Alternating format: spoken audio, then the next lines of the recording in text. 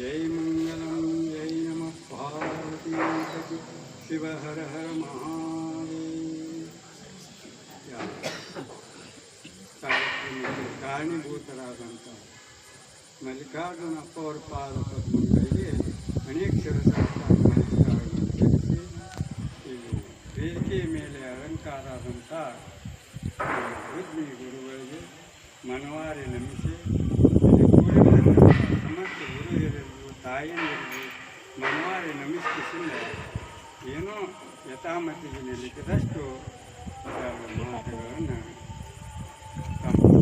ಹಂಚಿಕೊಂಡು ಏನಪ್ಪ ಅಂತಂದ್ರೆ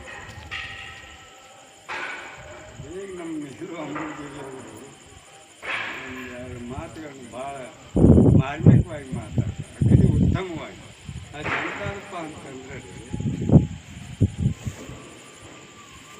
ಬಡತನ ಇದ್ದವನು ಸಾಯ್ತಾನೆ, ಶ್ರೀಮಂತ ಇದ್ದವನು ಸಾಯ್ತಾನೆ, ಮತ್ತು ಚಲೋ ಇದ್ದವನು ಸಾಯ್ತಾನು, ಕೆಟ್ಟ ಇದ್ದವನು ಸಾಯ್ತಾನು.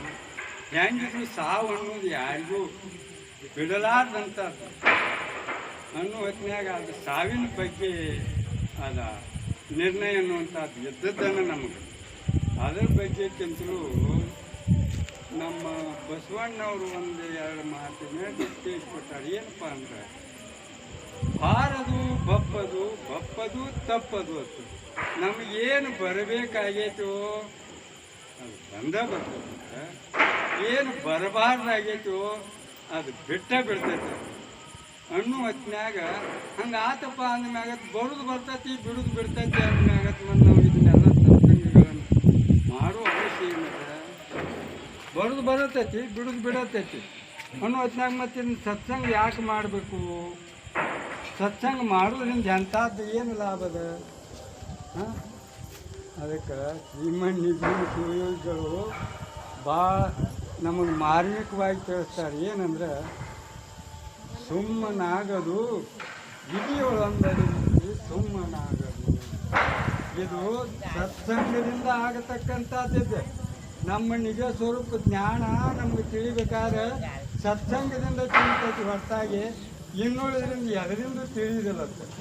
ಹಂಗಾದ್ರೆ ಸತ್ಸಂಗ ಅಂತ ಎದಕ್ಕೆ ಅನ್ಬೇಕಪ್ಪ ಅಂತ ಕೇಳಿದ್ರೆ ಹೇಳ್ತಾರೋ, ಗುರುಪಾದ ಸೇವೆಯ ನೊಲವಿಂದ ಮಾಡದೆ ವರಂಗಮವ ನೋಡಿ ಪಾಡದೆ ಶರೀರ ಮುಂತಾದ ಉಪಾಧಿಗಳ ನೀಡಾಡದೆ ಪರಮ ಜೀವರ ನೊಂದು ಗೂಡದೆ.